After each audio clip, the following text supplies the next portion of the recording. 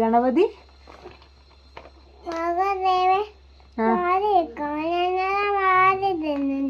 മഹാദേവൻ മാറി നിക്കാൻ പറഞ്ഞു. അന്നേരം മാറി നിന്നില്ല. എന്നിട്ട്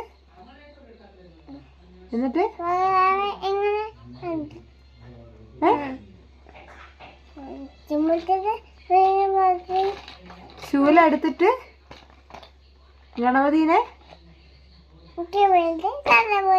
തല പോയി. അപ്പൊ ആരാ കരഞ്ഞ്? തല പോയപ്പോ ആരാ കരഞ്ഞ്?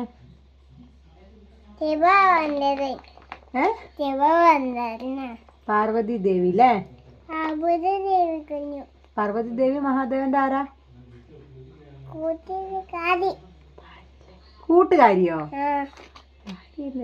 ആരാ?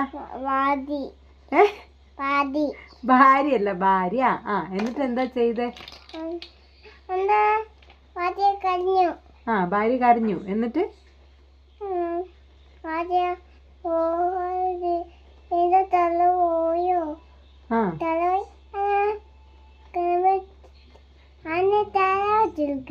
ആരെന്റെ തല വെച്ചു കൊടുത്ത്?